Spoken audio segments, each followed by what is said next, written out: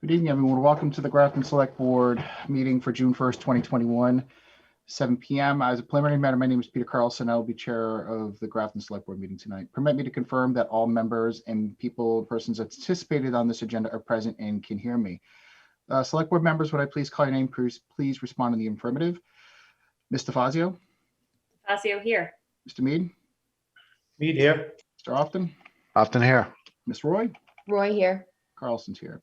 And if applicable, staff members and other anticipated speakers on this agenda, when I please call your name, please respond in the affirmative. Town Administrator Evan Brassard. Here. From National Grid tonight, Abra Singh. It's actually Abra saying, but I'm here. Abra, thank you, Abra. Tonight from Grafton Municipal Employment Association, I have Tammy Kalinowski. Here. Cheryl Barker. Chris Karen. Can you respond in the affirmative, Chris? Sorry. Can't hear you.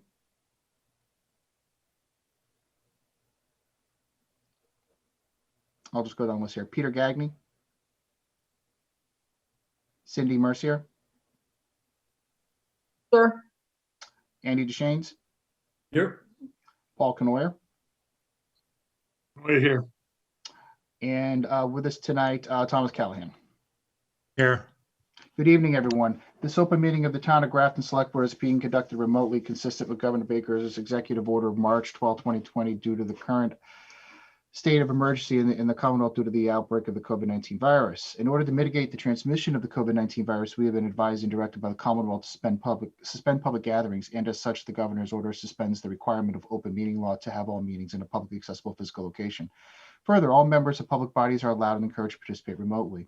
This order, which you can find posted on the town's website at www.grafton-ma.gov, allows public bodies to meet entirely remotely so long as reasonable public access is afforded so that the public can follow along with the deliberations of the meeting. Ensuring public access does not ensure public participation unless such participation is required by law. This meeting will have a public hearing and therefore will allow any public comment. For this meeting, we're convening via Zoom as posted on the town's website, identifying how the public may join. Note that this meeting is being recorded. Recording in progress. Thank you. And that some attendees are participating by video conference. Please be aware that others may be able to see you, and take care not to screen share your computer. Anything that you broadcast may be captured by the recording. All supporting materials that have been provided to members of this body are available on the town's website when final minutes are posted, unless otherwise noted. The public is encouraged to follow along using the posted agenda unless I, the chair, will note otherwise. Before we turn to our first item on the agenda, please permit me to cover some ground rules for conducting a clear meeting tonight and ensure accurate meeting minutes are taken. I will introduce each speaker on the agenda. After they conclude their remarks, Chair, I will go down a listed line of select board members, inviting each of you to provide any comment, questions, or motions. Please hold until your name is called. Please remember to mute your phone or computer while you are not speaking. Also, please remember to speak clearly in a way that helps generate accurate minutes. And finally, any vote taken tonight will be conducted by roll call. Thank you, everybody. I just have a couple of brief announcements I would like to make everyone aware of. Is that just a reminder that both the special and annual town meeting will be held this Saturday, June 5th, beginning at 11 a.m. on the high school athletic field. Seating will be available on the field, and additional seating will be made available in the high school gymnasium. Please note that the brush dump hours will be open weekdays during the month of June from 10 a.m. to 1 p.m. So that'd be Monday through Friday. And COVID update, as we're all aware that the state has lifted a majority of its restrictions, but please note that when the public enters the municipal center over the next few weeks, we ask everyone to please still wear a mask. As we can expect more information to be released regarding the use of masks, and we'll also be discussing meeting in person in the near future. So as these opening protocols develop with the Municipal Center, we just ask everyone to please continue wearing their mask when they enter the Municipal Center. All right, thank you very much, everybody. And first up tonight that we have on our docket is we have National Grid poll petition hearing. And I will ask if I can have a motion to open the public hearing. I make a motion, we open the public hearing for the Fitzpatrick Road poll petition for National Grid. Second. Motion made and seconded. Any discussion on the motion? Seeing none, all those by roll call, please. Mr. Fazio? Fazio, aye. Mr. Mead? Mead, aye. Mr. Often? Often aye. Ms. Roy? Roy, I. Carlson, aye. Okay, we'll enter the public hearing. Mr. Often, as clerk, would you please read the legal notice that was published regarding the public hearing, please? Certainly. So the select board will hold a public hearing on the request of National Grid to locate poles, wires, and fixtures, including the necessary sustaining and protecting fixtures along and across the following public way: Fitzpatrick Road. Install one JO pole on Fitzpatrick Road, beginning at a point approximately 200 feet northwest of the center line of the intersection of Barbara Jean Street and continuing approximately 15 feet in the northern direction. Install a new 40 class 2 pole for a new service to a new home, and to lay and maintain underground laterals, cables, and wires in the above or intersecting public ways for the purpose of making connections with such poles and buildings as each of said petitioners may desire for distributing purposes. The public hearing will be held on June 1st, 2021, and will take place via Zoom. The meeting link will be posted on the June 1st agenda. The selectmen's meeting begins at 7 p.m. The purpose of this hearing is to provide an opportunity for public comment. Anyone wishing to may attend via Zoom. All right, thank you very much, Mr. Often. Tonight we have Abra, did I get it right? Sorry. Abra Singh from National Grid. Yep, yes, you did. Abra, do you want to give just a brief rundown of what's being requested tonight? We'll open it up to public comments here shortly. Sure. The exact pole is going to be identical to the one adjacent to it or next to it. It's going in between two existing poles, and it's just going to run a secondary wire to distribute to a new home. It's not going to stand out of the ordinary or anything. It's and that's pretty much it. Any questions? It's a 40-foot pole, 40-foot tall pole. All right, great. Thank you. Does any of the board members have any questions before I open it up to the public?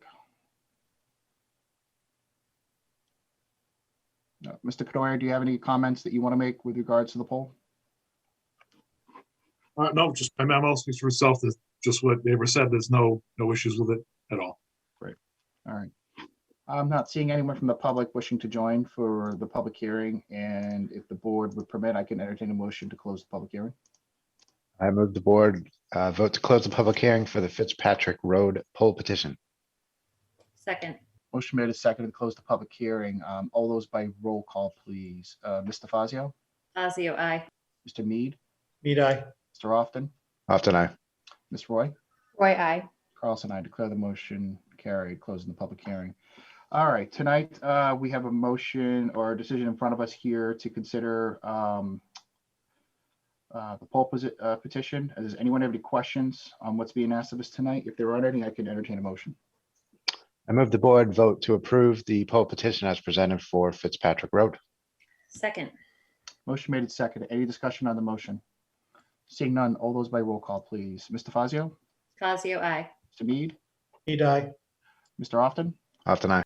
Ms. Roy, Roy, I. Carlson, I declare the motion carried. All right, Abra, thank you very much for coming in. You got your poll moved. Oh, thank you. Have a nice evening. Thank you very much. Bye. All right. Next up here, had in addition to our agenda last week, we have the Grafton Municipal Employment Association representatives here tonight, and I just want to introduce These are staff members that work for the town of Grafton, and they are Tammy Kalinowski, Cindy Mercier, Chris Karen, and not with us tonight was Peter Gagney and Cheryl Barker. But I just want to acknowledge the team and working with the town administrator over a new contract. And I would, before we get into the contract, I just want to give Ms. Kalinowski the floor here for a few minutes, as she would like to make a few remarks. Thank you. We submitted a letter to the select board. I think it was Thursday of last week, and it says, "Dear select board members, the negotiating team for the Grafton Municipal Employees Association would like to thank Evan and his team for their work during negotiations. At the time Evan started with the town, the association's contract had been expired for approximately 9 months. Negotiations originally started back in November of 2019 with the previous town administrator. However, due to circumstances beyond our control, negotiations were put on hold. We later made a good faith attempt to negotiate with the temporary town administrator. After careful consideration, we ultimately felt it best to wait until a permanent town administrator was in place. Within the first few weeks of Evan starting, he hit the ground running and made negotiations a priority. The association's negotiating team feels it's important to note how negotiations went with Evan and his team. 3 members of the association's negotiating team have experience with negotiations, and 2 members were new to the process in November of 2019. Previous negotiations had been difficult at best and were not always cordial. We would very much like the select board to know that this experience for all of us has by far been the best experience we have ever had with negotiations. We feel after having negotiated with both the previous and temporary town administrators that Evan was the easiest to work with and made negotiations a positive, pleasant, and enjoyable experience.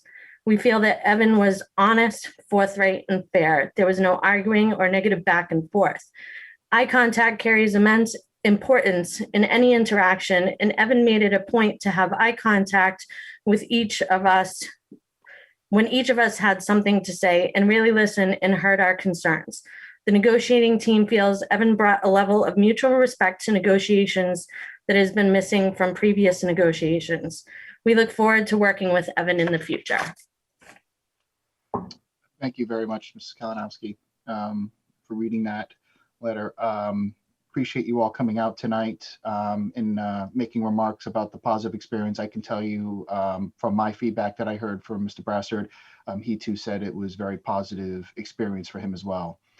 So I just wanted to thank you. And I guess what I would do is I want to turn this over to Mr. Brassard at this point to go over just some of the highlights in the contract for the MOA that's in front of us tonight and the action that we need to take. All right, thank you. And thank you, Tammy, for the kind words. You're welcome. It's a two-way street there, and I enjoyed myself as well. I think it was a nice, respectful back and forth that we had, and I think we got some really good work done. I think, having Mary Loria and Will Blake present on our side as well, I want to give them credit as well, because I think, it's a team effort, and I think we got really good results here.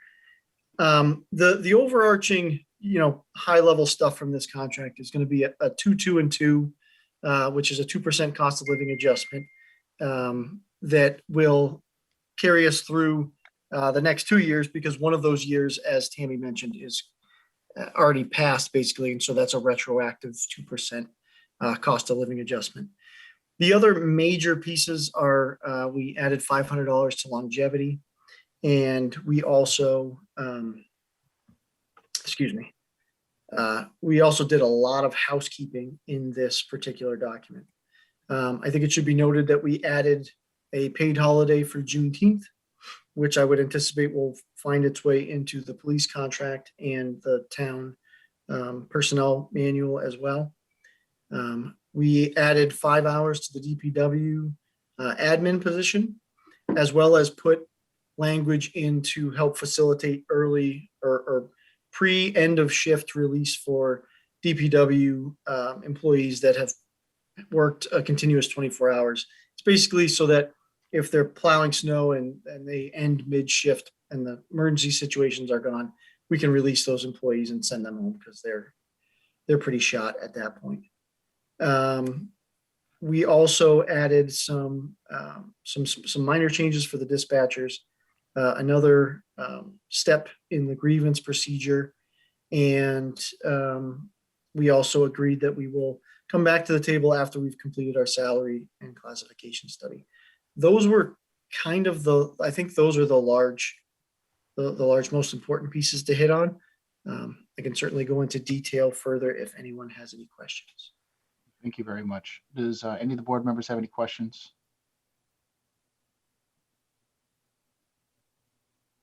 Oh, okay, thank you. If there isn't any questions at this time, again, I just wanted to thank Tammy, Chris, and I'm sorry, where'd you go? There, Cindy. Sorry, all of you got rearranged on my screen, so I had to look for you, Cindy, make sure I got you. But thank you very much for coming out tonight. Very glad everything went well, and that you're looking forward to this agreement. I know I speak on probably behalf of the entire town, and we're very appreciative of the Grafton employees who work for us at the Municipal Center.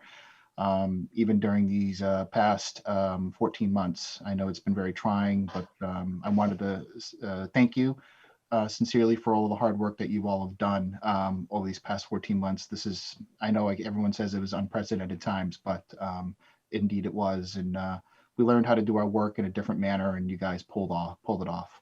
Thank you. If there isn't any questions or comments from the board, I can entertain a motion. I move the board vote to authorize the chairman to sign the memorandum of agreement with the Grafton Municipal Employment Association. Second. Motion made and seconded to sign the MOA. Is there any discussion on that motion? Just for the board's information, just to remind everyone that at a future meeting, once the contract has been, kind of finalized and all of the, grammatical and all the changes are made, it will be coming back in its full length for this board to then act on one more time. But without any further discussion, I can take a roll call vote. Start with Mr. Fazio. DeFazio, aye. Mr. Mead. Mead, aye. Mr. Often. Often aye. Ms. Roy. Roy, I. Carlson, I declare the motion carried 5-0. Thank you very much for coming out tonight, everyone. Thank you for sending the letter last week, and we appreciate it. If there's anything else that we can do, please let us know. Thank you. All right, have a good night. Bye-bye. All right, next up on our docket, we have Milford Road sidewalk contract. Pretty excited about this one. This is, I know Mr. Knoyer has been working diligently on this for the past few months. Paul, I want to hand it over to you, sir. So this was the, one of the shared winter streets grant we applied for back whenever that was, January, I guess. We didn't honestly think we'd get it, so we got the $300,000. So if we couple that with about $350,000 to $400,000 of town money, we'll get about a mile of sidewalk at half the price. So this is, the contract with Aqualine. The opinion of probable cost was about $700,000 when we started this process. Their bid was, $696. The second bid was only $400 more than that, so it was a reasonable opinion of cost. So the contractor is excited to get started. We're excited to get started. We've been granted an extension of time to get it completed because if you remember, the original work was supposed to be completed by May 31st, which no communities met that guideline with the snow this winter and everything. So, this is the final step in getting the project started and completed before the fall. Thank you very much. Does any board members have any questions on this? Mr. Fazio? Just a really quick comment. I just wanted to say thank you to Paul for your hard work for this. It was one of the select board goals to start working on sidewalks in town, and this was a big one. And I just want to say thank you. It's exciting. I know it's a mile, but it connects to a school and a pretty large neighborhood, and it's great to get this done. So thanks for all your work. You're welcome. Thank you. Any other board members have any comments or question? All right, seeing none, I can entertain a motion. I move the board vote to authorize the chairman to sign the contract dated June 1st, 2021 with Aqualine Utility. Second. Motion made and seconded. Any discussion on the motion? All right, seeing none, all those by roll call, please. Mr. DeFazio? Fazio, aye. Mr. Mead? Mead, aye. Mr. Often? Often aye. Ms. Roy? Roy, I. Carlson, I declare the motion carried 5-0. Thank you. All right, next up, we have an annual chip sealing, crack sealing contract. Paul, do you want to take this as well? It's literally just what it says, chip sealing and crack sealing. All states, asphalt is really the only company in the state that does this kind of work, or it seems that they're the biggest and the one we see all the blue trucks, same company we used for the last several years. Our goal is to rubberize chip seal Keith Hill Road and to crack seal Brigham Hill Road this year. All right. Any questions for Mr. Canoyer? Ms. Roy? So back in April, we had somebody come in and talked about the coal tar based sealant. Is that the material they're using, or are we going to try to avoid that? The coal tar sealant that resident was referring to was the regular driveway sealer that you would apply to your driveway. It's not the material they use. This is mostly a lot of recycled rubber products and all that. So it's not this, the base of this is not coal tar, it's petroleum. Sure. Great. Any other questions or comments from the board? All right, seeing none, I can entertain a motion. I make a move that the board vote to authorize the chairman to sign the contract dated June 1st, 2021 with All States Construction Incorporated for chip seal and crack seal services. Second. Motion made and seconded. Any discussion on the motion? Seeing none, all those by roll call, please. Mr. Fazio? Fazio, I. Mr. Mead? Mead, aye. Mr. Often? Often aye. Ms. Roy? Roy, I. Carlson, I declare the motion carried 5-0. Next up, we have what's called the non-participating agreement for the Main Street project. Paul, do you want to take this one as well?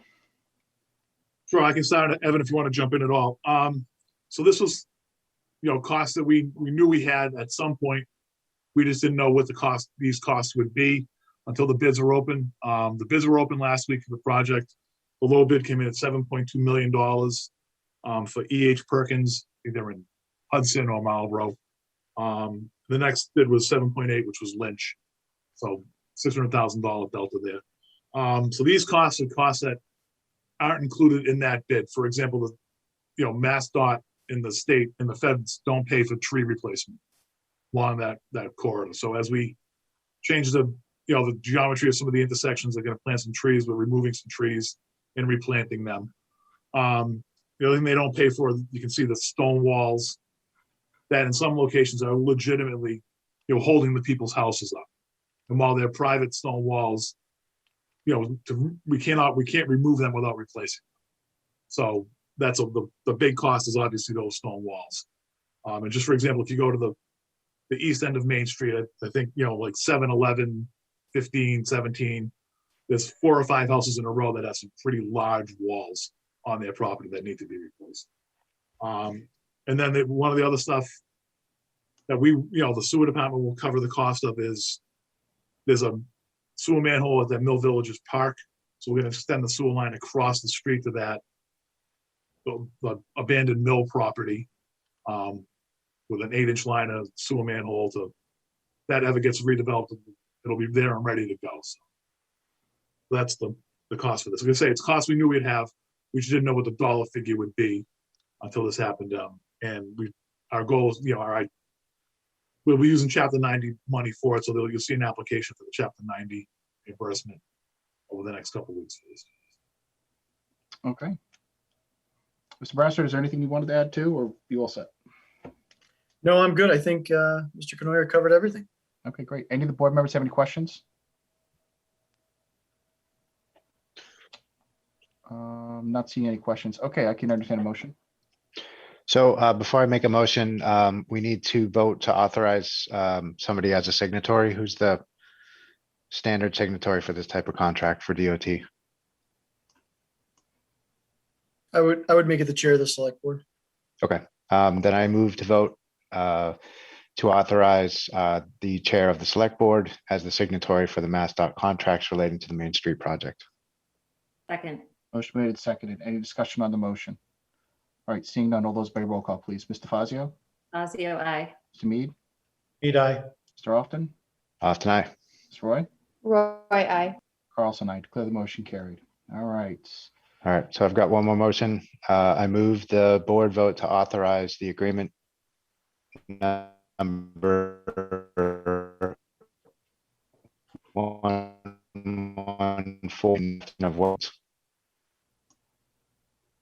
Matt, I think your audio little choppy there. Did we lose Matt? I have the motion ready to go if you want me to read it. Okay, go ahead. Is he back? Go ahead. Okay. I move the board vote to authorize the agreement number 114655 between the Mass DOT and the town of Grafton regarding the division of work and future maintenance. Second. Motion made and second. Any discussion on that motion? Seeing none, all those by roll call, please. Mr. Fazio? Fazio, aye. Mr. Mead? Mead, aye. Mr. Often? Often aye. Ms. Roy? Roy, aye. Carlson, I declare the motion carried 5-0. Thank you. All right. Next up here, let me just flip to this next one, is this contract work for Municipal Center. So this is part of, I would say, Mr. Deshane, do you want to kind of give us an update on this one? This is, I think, separate. Sure. Yep. So this is sort of part two of some ramp and guardrail work that we did last year. So this is really picking up the rest of the pieces that need to be brought up into compliance. So there's a new ramp that replaces the temporary metal one, and there's some handrail and guardrail work that again has been there for a long time on the building that is not in compliance. So that's basically what this project is. Okay. Does the board have any questions for Andy on this project? And Andy, this is part of that accessibility component, the part of the study that was done on the Municipal Center. That's exactly right. Yep, it is. It's Yeah, this, in response to that. The bids we had for this one again were 66,000, 83,500, and 85,300. So we had three good bids, really good questions from the low bidder, and he's somebody that the architect knows pretty well and has done a bunch of work with. So very comfortable with who we have for this project. Mr. Hoffman, did you have a comment?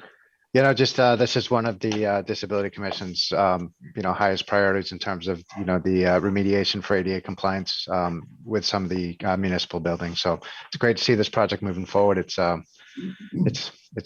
stuff. Great.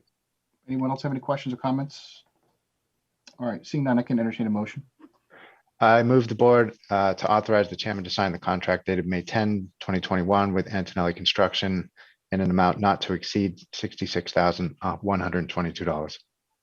Second. Motion made and second. Any discussion on the motion? All right, seeing none, all those by roll call, please. Mr. Fazio? Fazio, aye. Mr. Mead? Mead, aye. Mr. Often? Often aye. Ms. Roy? Roy, aye. Carlson, I declare the motion carried 5-0. Thank you. All right, next up here, let me get that ready. So we have Mr. Deshane's here as well, here to talk about beginning of a CPC project here for Grafton Common improvements. Andy, do you want to just kind of run us through here what's in front of us? Sure. So this is, again, this project went out to bid. We had 4 bidders back for $297,355, $595,000, and $674,000. So a bit of a spread. Again, the low bidder here actually asked the most questions. So I felt actually the most comfortable with them even before we received the bids, because they had been pretty thorough about what they were doing. The scope of this project is, again, for anybody that isn't familiar, more or less is replacing the pavement sidewalks with brick, adding those wrought iron arches with a light at each of the 4 entrances of the common. There's a telephone pole in the middle of the common that is going to be taken out. All that wire goes underground. New service brought in. Some electrical improvements across the common. Some new lighting. Some new benches. And the like. So that's pretty much the scope of this project. There's another part to this, which is that since the CPC funding was for about $600,000 and the bids came in at approximately half of that, we would like to entertain the notion of putting some of those funds towards restoring some of the bandstand. The deck and the floor joists in that structure are in bad shape. Some of the exterior trim around it is in bad shape. The electrical that's in there is already being touched a bit with this with the common improvements project. And we'd also like to be able to provide accessibility to the bandstand. Since we're going to be, messing with the common already, it would be a shame to do that project and not do the bandstand as well. To that end, we've asked the architect that we're working with on the Municipal Center Improvements Project to take a look at this. Neil Dixon is somebody we worked with. We worked with him on One Grafton Common. So we're actually doing an assessment right now so we can quantify what this would mean if this was going to be a change order to the contract for Jam Corporation. We're just trying to quantify it first. We have to obviously bring that back to this board to have a further discussion about it. And there's also a plan in place right now to have a public hearing about the whole project on June 23rd at 7 o'clock in conference room G for anybody that's interested, as well as local businesses and abutters. That was a lot, sorry. Andy, who's running that public hearing? Say again? Who's going to host and run that public hearing? That's a good question. I think it's the HDC is sort of sponsoring this project overall. I'm certainly going to be there. I'm going to talk to Evan about it as well and make sure that we've got all the information sort of queued up ahead of time so that we anticipate questions and have answers for people. What is the date and time of that again? It is June 23rd at 7 p.m. in conference room G. Yes. I'm sorry. Anyone have questions? I'm sorry. Go ahead, Colleen. Can we just make sure that that is being filmed for the public in case anybody is unable to attend, they can watch it back? And then my other question is, does this require a town meeting vote for adding to the scope of the project like this? Can I answer that? You want me to jump in there, Sure. Andy? So the short answer is it depends. But in the way that the article appears to be written, it does seem to give us some leeway to include this as part of an overall scope of the project, being renovation of things in the common. So we'll vet it with town council once we know what the scope is, not the scope, excuse me, once we know what the project is. I think Andy's giving you all a foreshadowing of what may be coming down the pike, but step one is to figure out what's wrong and what it would cost to fix it, to see if it can even be done as a change order. And then we would, go further down the rabbit hole after that. Any other questions, Mr. Fazio? Thank you. Andy, would it change if after this June 23rd meeting and feedback and figuring out the cost of moving ahead with potential restoring a bandstand, will this impact this first project scope in any way? No, it won't. Nope. Great, thank you. Any other questions? Mr. Often, Ms. Roy. So I understand why we would entertain, a slight change of scope based on the fact that the bids came in so much lower. I don't love the fact that people voted at town meeting for a certain project that was presented in a certain way that didn't include, some work that's being contemplated now. So I think I'm glad we're having the public hearing. I'm not sure I'd love that we would just throw something in to a CPC project that wasn't presented at a town meeting that was voted on. So I'm just not quite sure how I feel about that. It kind of feels to me like we should be asking for another CPC project to do this work if that's what we want to do, because it's different. Any other questions or comments from the board? Oh, we have sorry. Okay. So how was it off by more than double? Where did that $600,000 figure come from? What were they basing that number off of? And do we feel comfortable with the fact that it really is going to be half that? Yeah, so I'm not actually sure who put that number, where that number came from originally. I mean, it's always, when you put together a conceptual budget, you do your best to use, existing pricing from wherever that comes from. I didn't pull it together, so I couldn't really tell you where exactly that $600,000 number came from. But the bidding was, regular competitive bidding. And like I said, these guys picked it apart pretty carefully to put their winning bid together. So I actually, I feel pretty comfortable with what they're providing. Sometimes things work out in this direction. Very often they don't. But in this case, we're in pretty good shape. Ms. Roy and then Mr. Fazio. So if we did have to split it up and go back to town meeting, would it be detrimental to any of the brickwork that you're trying to do with the restorative work you're looking to do on the bandstand gazebo? No, not really. It could be a separate project. There is part of this base contract does include some electrical upgrades on the bandstand itself, but the work that would need to be done there could be done afterwards for sure. It certainly needs love, but I'm kind of with Mr. Often on this, that we might want to vet it out a little more. It's not in good shape. The floor specifically, I'm not sure that the structure should be open to the public much longer. I mean, it's basically in that bad a shape. Mr. Fazio and then Mr. Often.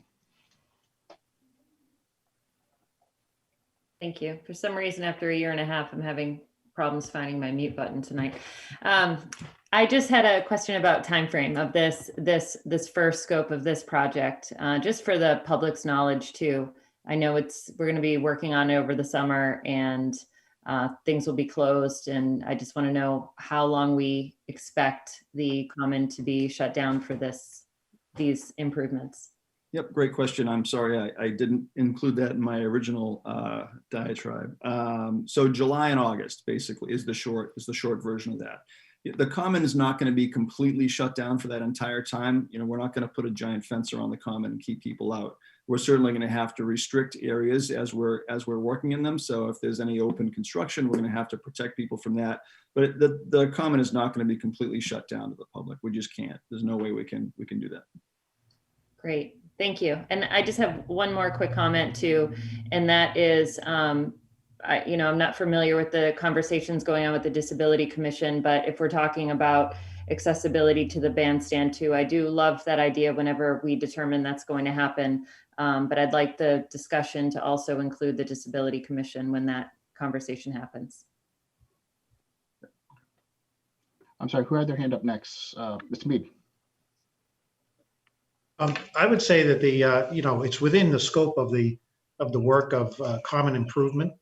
There's really no doubt about that. I think the only thing that you really need to do is run this by CPC to make sure that they're okay with it, because they're the ones who originally approved the project and then brought it to town meeting and got it approved. But I would say it's well within the scope of work, to improve the common. All right, anyone else have any questions or comments? Mr. Often. Yeah, look, I just want to be clear. I'm in full support of redoing the gazebo, and if we can get accessibility in there, 100%, totally agree with that.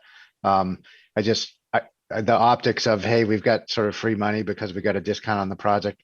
That's the part that sort of, it doesn't sit right with me. It's all taxpayer money, and so there is no free money. I guess I need to go look at the warrant article and go back and look at the presentation. Completely open to discussing that. It could very well be that I'll just change my mind, but yeah, it's just that's my main concern with with changing the scope of it at this point. Yep. So I wanted to weigh in here too. So I was present at that meeting, and I agree that the warrant language is very ambiguous. However, the presentation that was done at town meeting, for these Grafton Common repairs specifically talked about certain components. And I would agree with some of my other board members that, this is something that I'd feel more better going back and asking. And the sole reason for that is that you don't have to really do this at the same time. You can continue with the more disruptive project of, taking up the common, and then, in October or whenever next, if it affords us that, we come back and we just ask the town to say, hey, we saved a bunch of money with this project. We want to now work on doing significant, repairs to the bandstand, and also include the accessibility. Yeah, so I mean, it's like, taking one project and saying, hey, I got money and I'm going to dump it into another one. That never has sat well with me at all. I like the fact that we're saving money. I'm also in favor too of repairing the bandstand, if the town decides that they want to go forward with that. All right. Anyone else have any questions or comments for Mr. McDeshanes? All right, I can entertain a motion. I move the board vote to authorize the chairman to sign the contract dated May 13, 2021 with Jam Corporation in the amount of $297,119. Second. Motion made and seconded. Any discussion on the motion? All right, seeing none, all those by roll call, please. Mr. Fazio? Fazio, aye. Mr. Mead? Mead, aye. Mr. Austin? Often I. Ms. Roy? Roy, aye. Carlson, I declare the motion carried 5-0. All right. To be continued for the Grafton Common. All right, next up here, we have a library project contract extension. I know, Doreen, you sit on the library building committee as our select board rep, and Andy, I know this was something that you wanted us to come forward with us to amend. Do you want to just give us an overview on this? Sure. So this one, the only thing that's odd about this one is it's late. We did a contract extension for the general contractor back when the project originally got moved out. So this is something we already did for the construction team, and that the architect at the time, they thought they could maybe make it through and squeak through with their original contract until it got to be about 2 months ago, and they realized that they couldn't. So they came to the building committee and asked for an extension. The number was really large. It was roughly double what you're looking at for tonight. And so it took us a couple of months of working with them to renegotiate that number down to what you're looking at now. So they've acknowledged that it hasn't been perfect. There've been some delays on their part. Because of that, they're willing to sort of cut their request in half. But this is for work that essentially they've really already been performing. That takes them from, original contract ending of January through basically next week when we get to substantial completion with the project. This is it for them. There's no more coming back. We've already talked to them about, I think the building committee's already talked to them about being very clear about that. There's no more. This is the one shot you get, and then we're done. So yeah, it's been vetted very thoroughly by both the OPM and myself, gone back and forth quite a bit. And the building committee has looked at this and has been part of all that stuff and has pushed back on several things. That's been successful. And so the building committee has reviewed and approved this also. All right. Anyone have any questions or comments? Mr. Mead? Yes, so I toured the library today with Andy. The reason for this contract extension is based on, and Andy, correct me if I'm wrong, is based on the delay of the project at the beginning of the project when hazardous materials were found and poor soil conditions were found in the parking lot. Now, there's, I guess I expressed this to Andy today, that I'm not sure how we spend this amount of money on a building and not do a phase 1 environmental on the property and not do test borings in every portion of the property that we're going to actually work on. So if we had done test boring, and not that we wouldn't have spent the money, because we would have spent the money other than the fact that it wouldn't have been in a change order, which are more expensive than a standard contract. But we would have known that there was hazardous materials under the ground that had to be remediated. We would have known that there were poor soils in the parking lot area that had to be taken out and structural fill installed. That is the reason that this contract is being extended. So for that amount of time, the amount of time that it took to do the hazardous materials and the poor soil, that's why this is being extended. As Andy said, their contract is up June 9th, 2021. The building is not complete. And I guess I don't, and Andy, we didn't talk about this today, but I don't know how the punch list is going to be done, if that's part of their contract, or this is part of their CM work and stuff like that.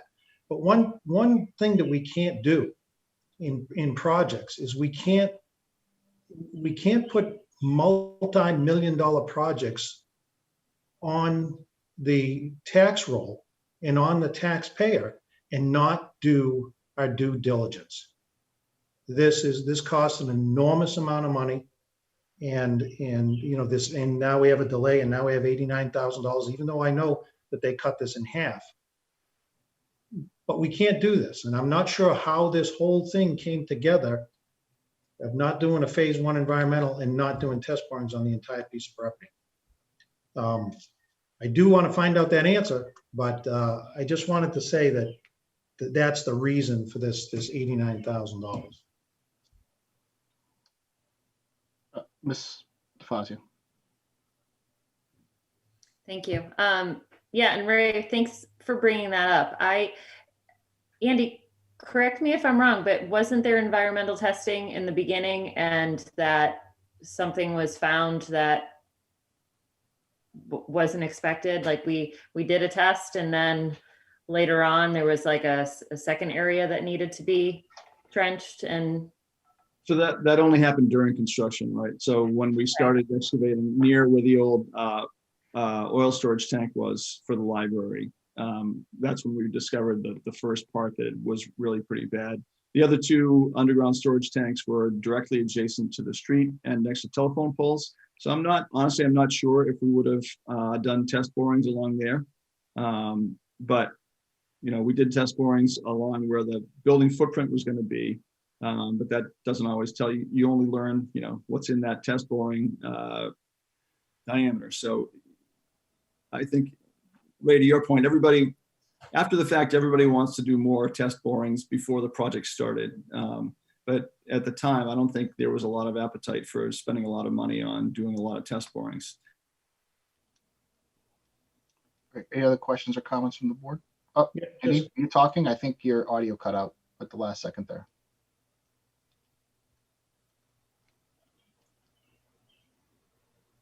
Nope, I think mine just cut out. Yeah, everybody's frozen.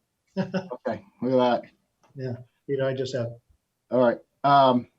Andy, did you cut out the last 10 seconds, I think, of what you were saying?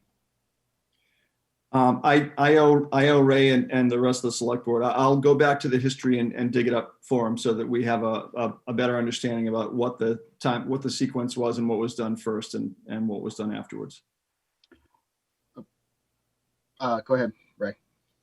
So Andy, I'm not looking to point fingers. I'm not looking to place blame. I'm just standard practice in any real estate, in any construction project, is to do your due diligence. And it was not done on this project. And it cost the town a lot of money. And we just can't have this happen again. It's just, it was an enormous amount of money. I won't even get into the highway department, but that's another issue. But I just wanted to bring that up. And Andy, you and I talked we met today for 2 hours, and it was a great meeting. And we're going to work together again on some of this other stuff. And it'll be we'll move on. Yep. All right. Any other questions or comments from the board? Andy, answer me.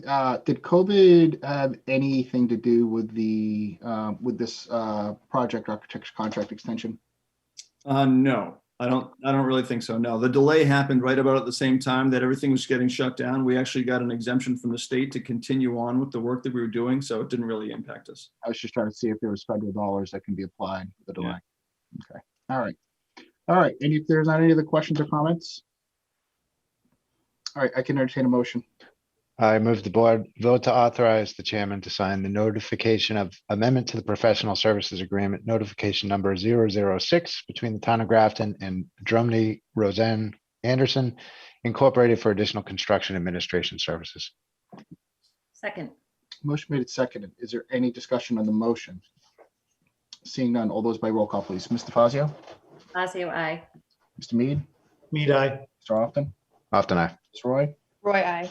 Carlson, I declare motion carried 5-0. All right. I don't know if you need to be here on the next part, but I think you and I think Paul already left, but I think you're all good, Andy. All right, very good. Thank you very much. Thank you. Have a great night. Thank you. All right, so next up here is phase 2, 3, and 4 of the electrical upgrades for the municipal center.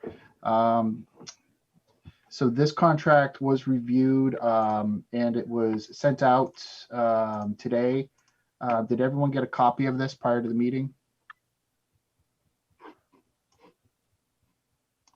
Yes, no? Okay. Would you like me to screen share it with the board tonight? Go over it? Okay.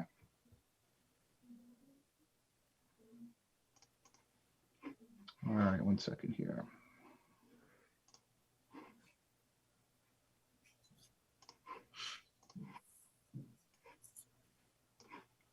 So this is part of a multi-phase project that the municipal center is undertaking over the past year and a half to upgrade electrical panels within the municipal center. Some of them the original panels from probably when the building was built. But at any rate, I just wanted to allow you guys to take a look at the contract. If there's any questions, oh, I gotta move this back over here, guys, sorry. Let me know if you want me to advance this or if there's any particular part of the contract that you would like to see. You want me to just give an overview here? Sure. Maybe help speed it along. So we've already done phase 1 of the electrical upgrades to the municipal center.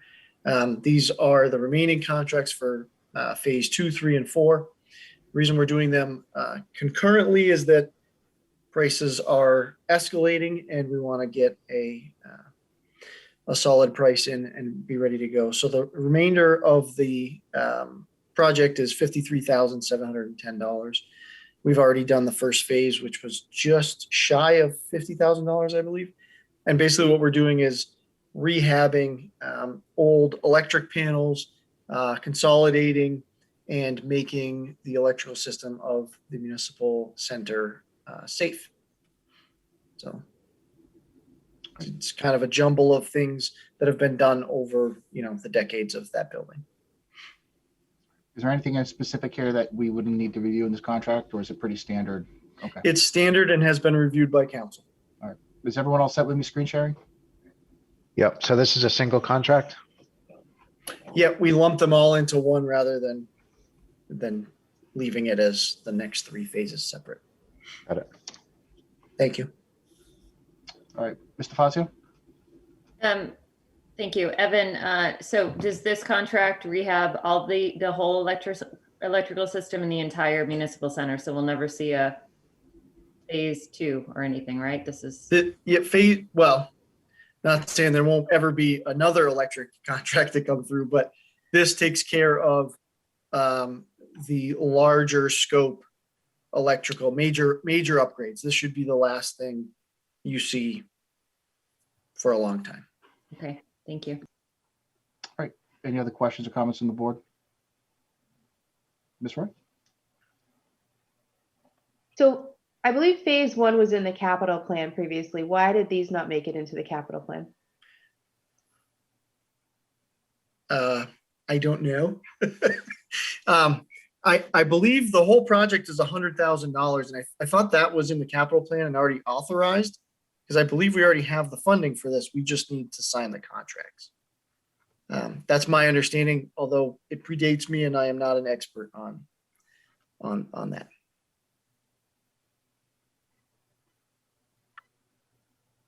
Ms. Roy, question for you about CIPC. Was that put on the I can't recall if that was put on the capital list for last fiscal year. I know I've seen it phase 1. That was for sure funded on one. I'm going through my phone right now to figure out which year it was, but we definitely funded phase 1 through the capital plan one of the years. Okay. So I can certainly dig down further and get more information on that. Mr. Berger assures me we have the money to pay for this. So that's when I stopped looking. Quite honestly, for this part, he just said we already got the money for it. So let's make it go. So I guess my question is this: if we sign a contract tonight, but we're not sure of the funding source, if we don't have a definite answer, I'm not sure how the board feels about moving forward with that. But you're telling us that there is money allocated for it, correct? Correct. Yeah, I just don't know if it came from CIPC or was it part of the omnibus budget. That part I don't know. I did not go that far down the rabbit hole. Okay. All right, is there any other questions or comments from the board? All right, I can entertain a motion. I move the board vote to authorize the chairman to sign the contract between the town of Grafton and DMH Electric, Inc. Second. Motion made and seconded. Any discussion on the motion? Seeing none, all those by roll call, please. Mr. Fazio, DeFazio, aye. Mr. Mead, Mead, aye. Mr. Often, Often aye. Ms. Roy, Roy, I. Carlson, I declare the motion carried. All right, thank you. Let me close that out. All right, moving right along. Next up on our agenda is we have a one-day beer and wine license for Cummings School of Veterinary Medicine on June 23rd, 2021 from 4 to 6:30 p.m. for a resident and intern graduation. Does anyone have any questions on the request? No? Okay, I can entertain a motion. I move the board vote to grant a one-day beer and wine license to the Cummings School of Veterinary Medicine on June 23rd, 2021 from 4 p.m. to 6:30 p.m. for the resident and intern graduation. Second. Motion made and second. Any discussion on the motion? Seeing none, all those by roll call, please. Mr. Fazio, DeFazio, aye. Mr. Mead, Mead, aye. Mr. Often, Often aye. Ms. Roy, Roy, I. Carlson, I declare the motion carried. All right. We don't have any resignations. We do have an appointment tonight for election worker.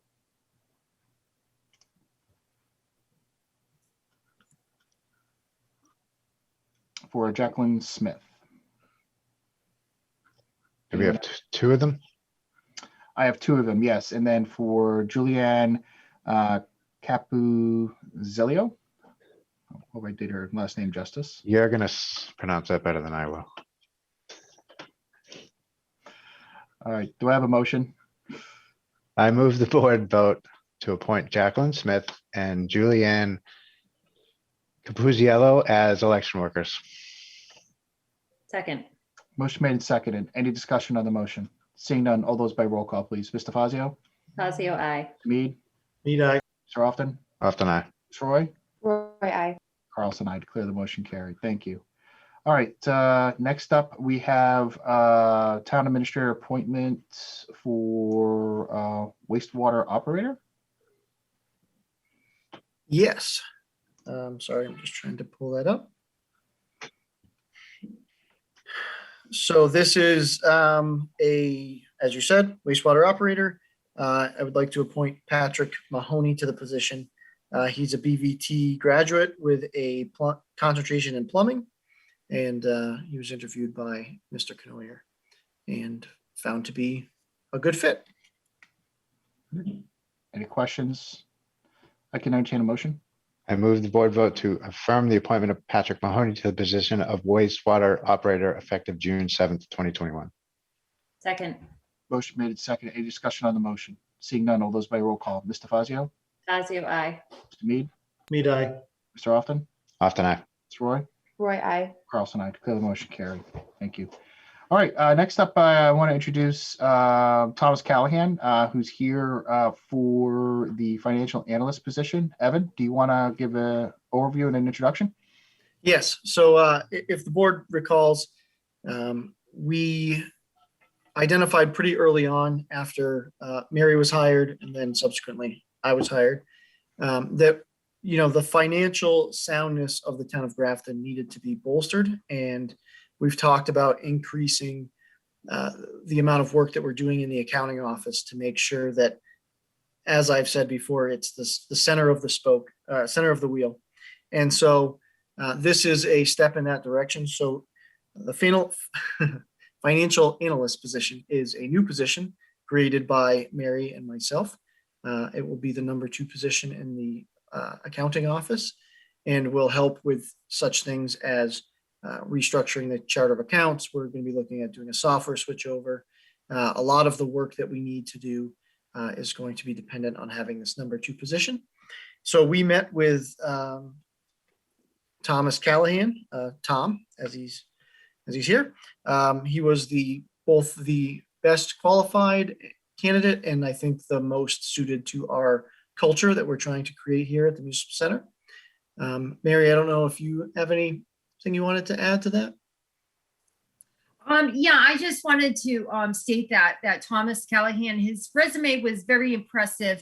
He has over 20 years accounting experience, and with that, 8 of it is with municipalities, Hudson and Blackstone.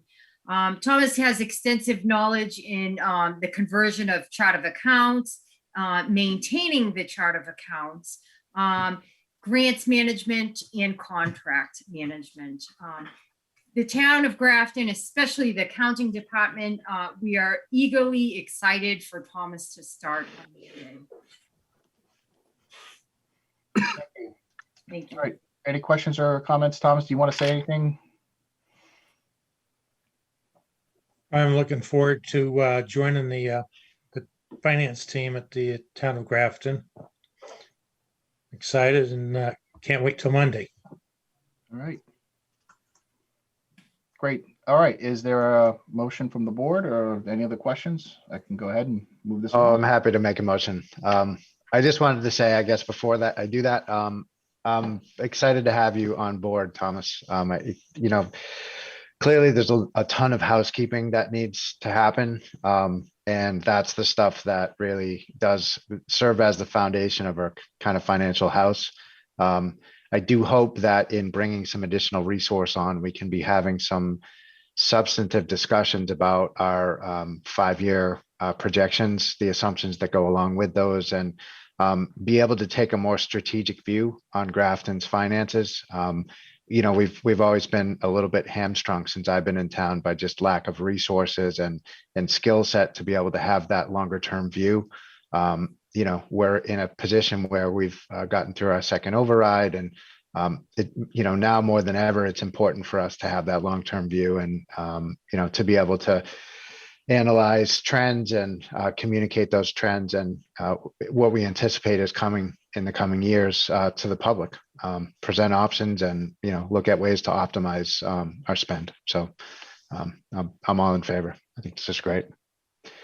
So with all that said, I will move that the board vote to affirm the appointment of Thomas Callahan to the position of financial analyst effective June 7th, 2021.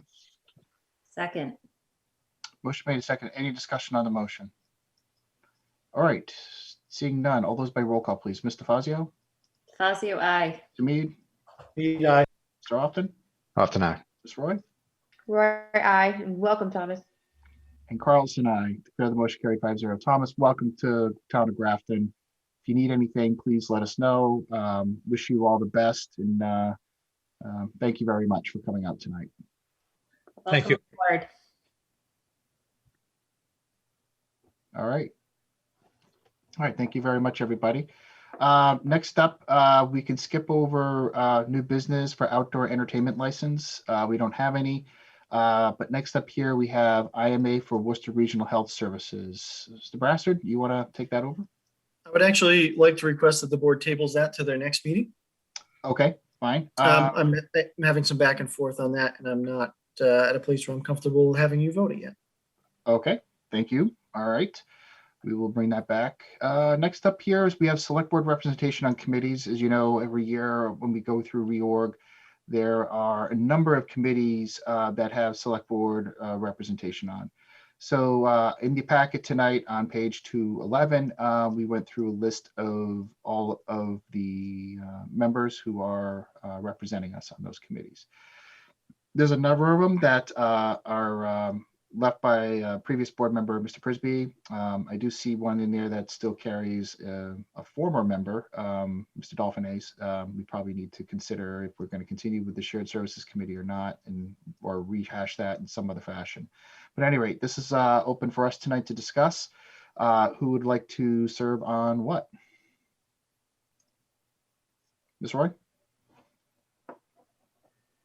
So how accurate is this list? Because it looks exactly like the list we were provided last year. And I know we had a conversation about the Shared Services Committee. And I'm also just curious, are there any other boards and committees that require representation? Like Together We Can, it's still on this list and it says no. And as we found out recently that was just wrong. We needed to have somebody on there. So was this list vetted at all, or was it just kind of pulled up and sent back out a year later? So I'm going to go on the assumption that it was probably just updated from last year, and we probably never got around to having a substantive conversation around this, to your point, Ms. Roy. I do recall the conversation almost a year ago about this, and we should probably put this on a future agenda item at a workshop sooner rather than later. But for the meantime, I guess this is the best list we have to go on. And then to your other point about going back and codifying, what needs representation, what doesn't, that's going to probably take some considerable amount of time, knowing that all of that information has to be gone through, the charges have to be read, and somehow a mechanism reported back to us on that. All right, Mr. DeFazio. Yes, Mr. Chair, I agree with Colleen on this too. So the fire chief search committee isn't on there, so that's another committee that I'm currently on. And I think at some point, perhaps over the summer, that this board should take a deep dive during a workshop and really look at where our representation is, and if we have past board members or TAs on representing these committees too. So I think it would be a good idea just for us to look at it. And I think a workshop format would make more sense, because I think you're right. It's going to be a longer conversation, but important to do. Colleen? I know it's quick, but can we add it to the June 8th workshop? Just because I think it's relevant to the appointments coming up. A lot of things are going to be shaking up soon. And if we need to have people appointed to committees from this board, I want to make sure that we're doing that as well. Okay. Let me look into that. If not, it'll most likely, to your request, Colleen, might be on the following meeting. Might be a longer meeting. We might have to push it to the 15th. I'm just thinking of timing. I'll get back to you and the board tomorrow morning once I hear an assessment from Evan and Joanne and Cindy in their office. Okay. In the meantime, does the board want to take any action on any of these appointments? Mr. Chairman? Fazio. So I just wanted to throw this out there to the board. We have an opportunity to maybe look at where we're all sitting on and representing certain committees. And I bring this up because, Ray, as a new board member, has, a significant amount of experience in, certain areas. And for example, I'm sitting on EDC right now. I like representing EDC. However, I'm also aware that, Ray brings many years of experience of economic development to the town. And so I just wanted to sort of have an open discussion about whether or not it would make sense to make some switches midterm or not. And again, I'm coming at this with the standpoint of I want to do what's best for the community and not the fact that I just enjoy sitting on economic development. I do have a good relationship with the Economic Development Commission. I would be happy to continue serving, but it's just a conversation that I did want to bring up that I did have with Ray. And, I would be willing to pass the torch if this committee thinks that makes the most sense too. So, just going to open that up there too. And again, I serve on several committees, so I'm good. All right. So there's just real quick, guys, I just want to look at filling Ed's spots right now. Now that he's gone, I mean, there's some activity that's going on in some of the committees that he was a part of. I want to make sure that our representation is still there. So I want to ask if the board want to take up that action tonight. So there is 1, 2, 3, there's 4 and 5 committees here that I think need attention. The shared services one, I think we could pass over. That's one that needs attention. Grafton Sustainability Commission, affordable housing, Central Mass Regional Planning, and the MBTA representative. Evan? I think things like CMRPC, that always just floats with the town administrator. So it's probably just not updated here on the list, but I don't think that there's an appointment process that needs to happen there. So that's actually currently me, because we had a temporary town administrator. So, but I'm happy to step No, aside. no, it's fine. It's fine. I think you're doing a heck I'm of a job. completely confident in your capabilities in that area. I think we should, one of my issues is I'm motivated about the Affordable Housing Trust, but I'm also sort of out of capacity. So I would need to manage myself off of a couple of other things. So, you know, CMRPC would help. This is to go back to Doreen's earlier commentary. I'd love to be on the Housing Trust, but I do need to drop a couple of other things in order to make that happen. So. Okay. Matt, is there anything that you want to, so you want to drop off a CMRPC, and what was the other one?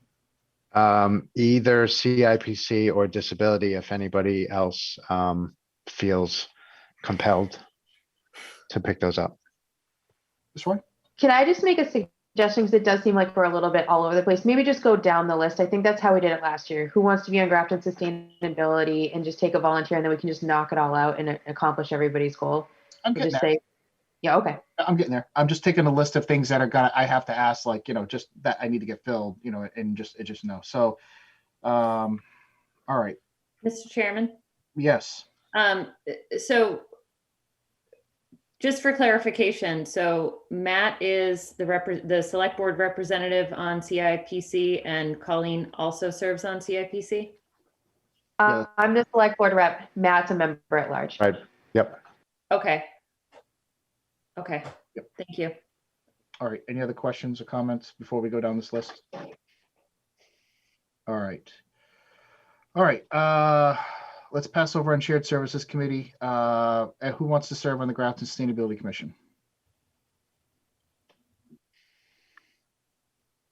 Don't everybody raise your hand at once. Oh, Mr. Mead was the first to speak. Everyone want a motion to that? No, Wait, I does it all require motions? no, I just want to say, Peter, these committees don't always have to be members of the Board of Selectmen. They could be our representatives. It can be. Yeah, we've done that in the past. But I think some of them, they do have to, and we'll get to that in a little bit. But all right. If no one wants to serve on Grafton Sustainability, okay, what about Affordable Housing Trust? Matt? Well, I wasn't. I'd like, I'm sorry, okay. Go ahead, Colleen. I currently serve on the Grafton Sustainability. I'm a non-voting member. So I'm not the rep, but I have been attending their meetings. So I don't You are mind. now a voting member. Right. Okay. Colleen. Roy. Okay. So Grafton Sustainability. Okay. Affordable Housing Trust. Matt, you raise your hand yes, sir. and you want to serve on that? Yep. Okay. Charter Franchise Negotiation Team. I currently serve as that. I can continue doing that if the board will permit me. CIPC, Colleen, I take it you still want to?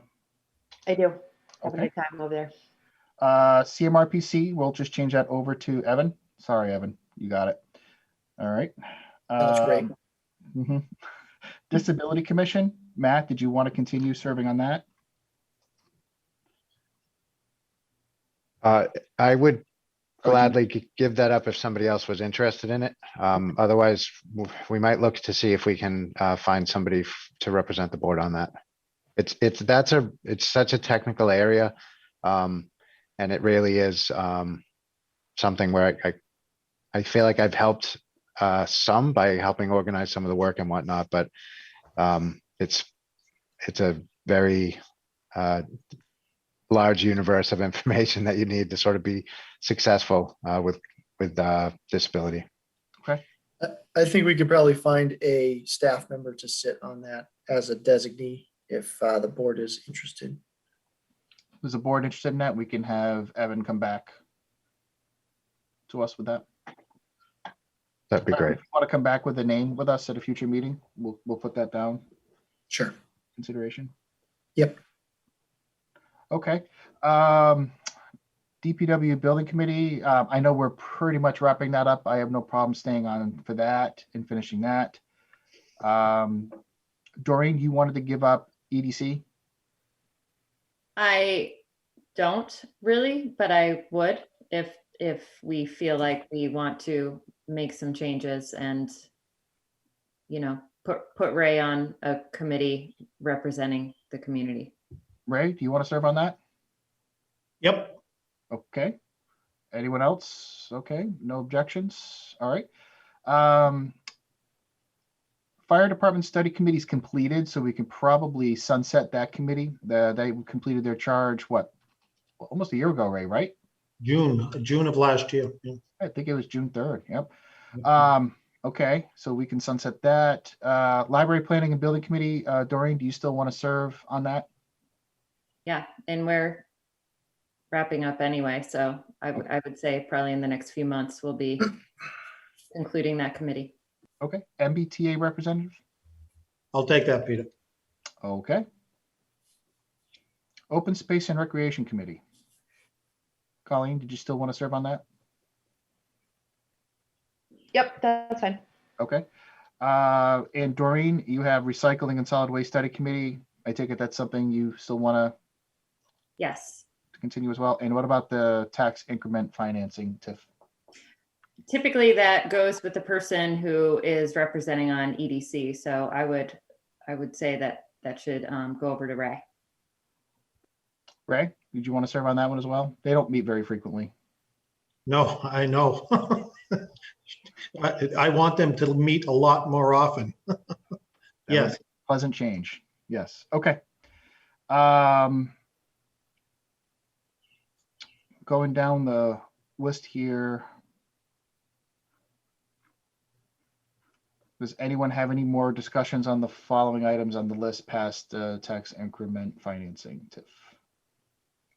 Doreen? So we're just going to want to add on the fire chief search committee too, and my representation on that. Okay. We'll do that. All right. Any other questions or comments? Okay. So going back to Colleen and Doreen, your request about bringing back in a workshop and doing the study of all of the committees and just going through that list and updating it. I'll get back to you and the rest of the committee tomorrow morning when I meet with Evan about structuring the next agenda and let you know if we feel that we can be ready for that. Other than that, if they don't feel they can be ready, we can definitely push it to June 15th. Okay. All right. Sorry, Mr. Chair, just one more quick question. Why are we holding off on shared services? I think the last time shared services met, I want to say Daryl Reining was still on the school committee quite a while ago. I'm not sure if that committee is even functioning anymore. I just look at that as, you know, sunset it and come up with a new charge and a new structure to move forward. That was my suggestion. That's why I passed over on it. They haven't, I mean, at least some of these other committees have met. Right. Yeah. Okay, thank you. Mm-hmm. Unless anyone wants to serve on shared services committee as it stands now, who wants to do that? Well, Jay and I are, I'm assuming this is school town shared services. Is that what we're talking about? Yep. So Jay and I have just put something on the books to start that conversation. So perhaps it would be beneficial if we had a conversation and then came back to you folks as to what we think that would need to look like, or if that would be helpful or not. Okay. All right, we'll do that then. Okay. Any other questions or comments? Can I just make a comment to Ray now that he's the rep for EDC? Do you No, mind? no, you can't. Just, no. I'm going to, so can you just nudge them to post some minutes? I've been trying to find minutes for them and I haven't seen them. I think their last minutes were 2019. That's right. I didn't want to say that, but you did, so. All right. I will do that. Yeah, so one of the things I think we need to look at across all these boards and committees and commissions is when was the last time they met and are they regularly doing their housekeeping? Because if anybody's too far behind, that needs to be bumped up in their priority list of things to get done. You know, it's death to meeting minutes if you go too far in the past. Agreed. I know William's already working on the boards and committee list about active, inactive, what's mandated by legislation. But we did back burner that with town meeting coming up here. So I don't think he's done much work on that in the past 3 weeks. Certainly something we can turn back to after the 5th. Very good. Okay. All right. Thank you very much. All right, moving on to select board member reports. Does anyone have any reports?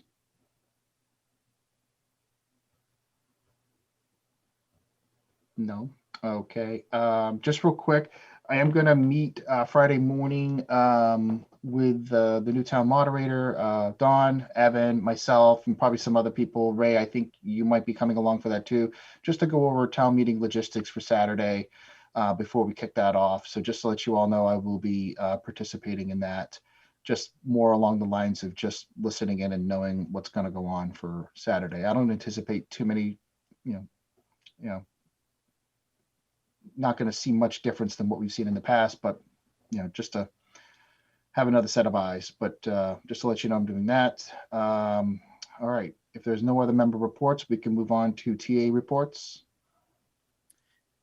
Sure. Most of these we've already been over. I don't have updates for Millbury currently or Upton, and we've kind of talked about library. Library is coming to a close here. They are trying to be wrapped up for June 8th. And I know that Ray toured that facility, I think this morning.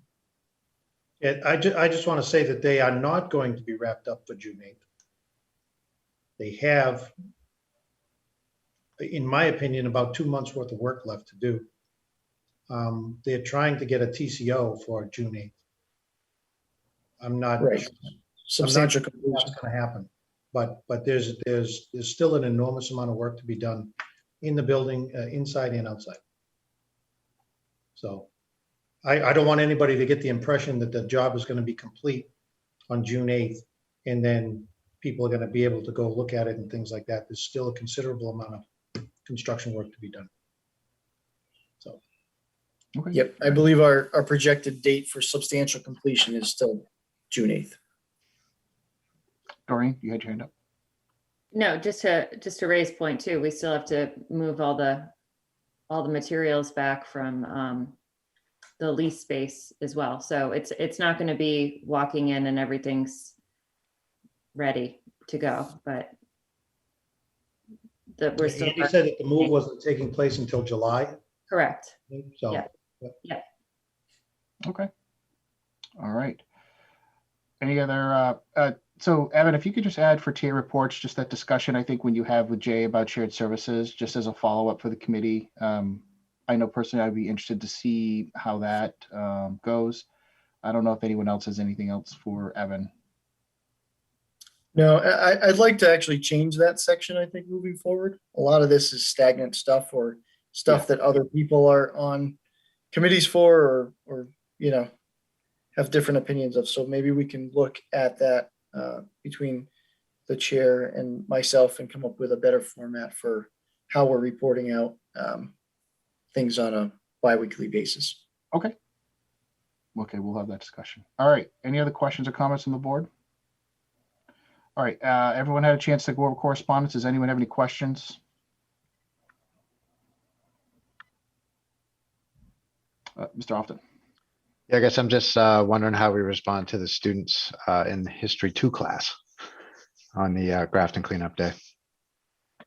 Yes. that was a good point. Thank you for reminding me that. Let me get to that part of my packet.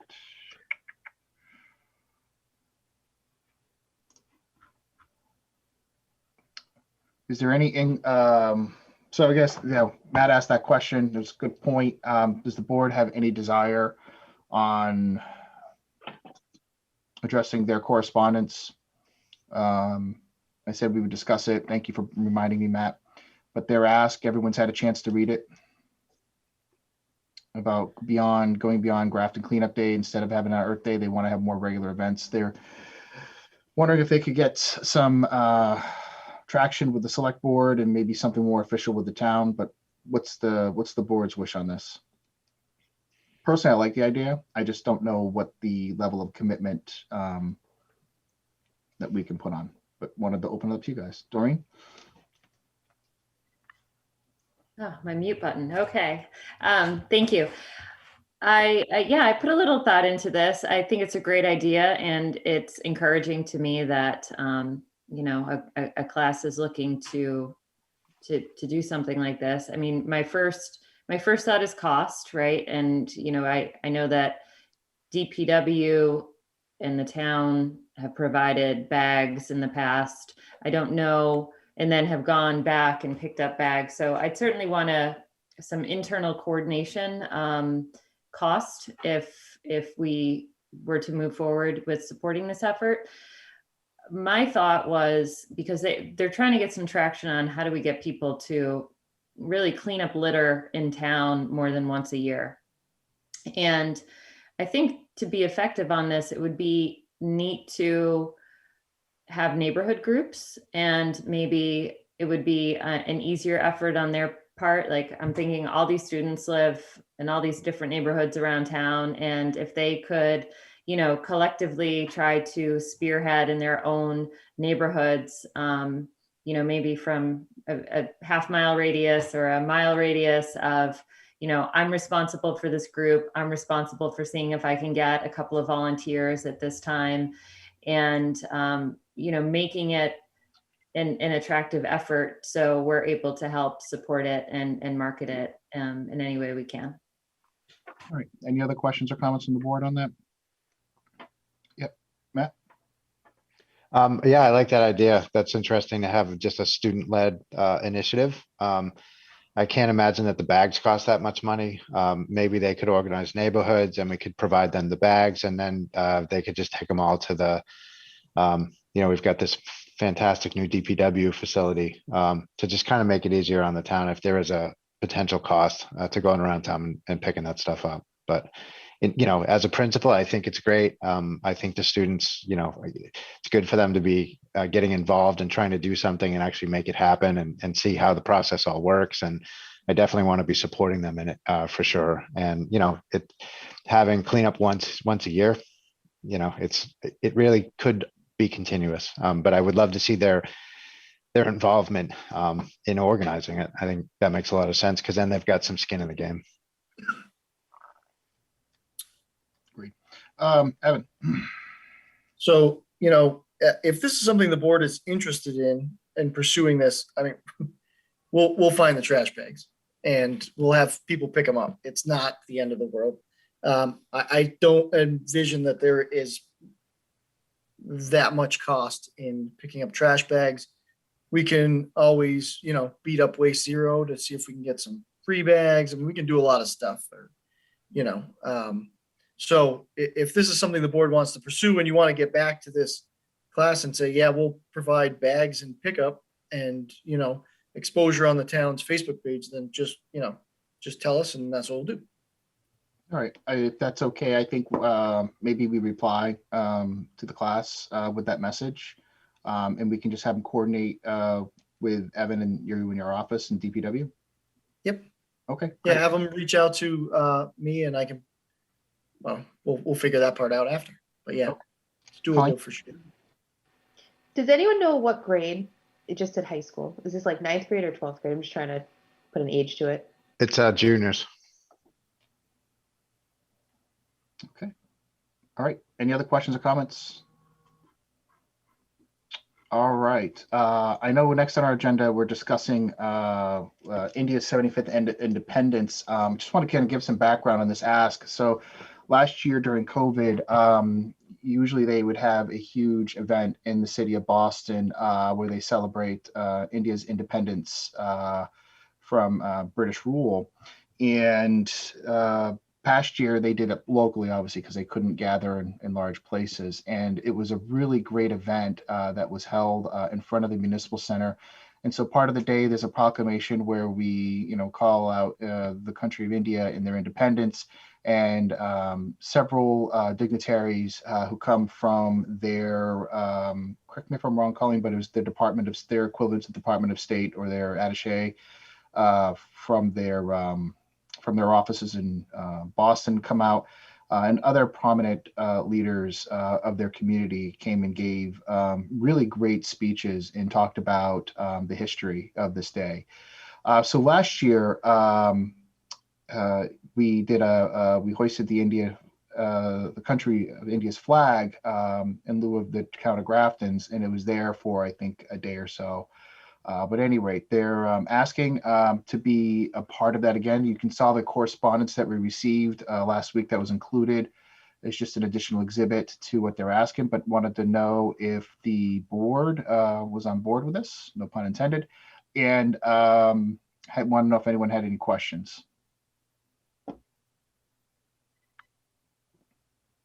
Colleen? I just wanted to clarify one point. It's not in lieu of the town flag or any other existing flags. It's in addition to. I know that can get touchy, and some communities had some issues with that. So it's in addition to existing flags. It's not going to be removing any flags. We had to remove it last year because we couldn't, the way that the flag was just raised. So, but that's a great point. Thank you for mentioning that. Yeah, you only have a limited amount of hooks that are already put into there, so we probably would have to swap one out, but I think that's reasonable. Okay. Is there any other questions, comments from the board on this? I guess if you're good, then we can reach out to Jayanthi, I think I got his name right, and let him know that we'd be interested in participating again. And when the time comes, we'll do all of our official things that we do for the proclamation, and we'll go from there. All right. And hopefully this year, all of us can attend as the restrictions have been released. It was a really nice event. I hope you all can make it. Hope we all can make it out for this. All right. Next up, we have ARPA committee or working group. Evan? Yeah, so this is something that we've been kicking around in our staff circle. So we're looking at, getting some considerable funding from the federal government in the form of the American Rescue Plan. And as those pieces roll out, it's becoming uncomfortable is not the word for it. Mary and I should not be the only two people with our fingers in this pie to then bring back to you folks for discussion. So we were wondering if we wanted to form a committee, or we would call them working groups in our previous location, but to kind of spread out the collective look at how these funds are going to be able to be used, and then be in a better position to come back and advise the board of where we think this money should go. That's really the impetus for this. It's a considerable amount of money. It's going to be. Oh, did we have Evan lock up on us?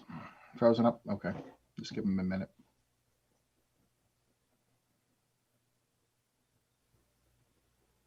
Am I back?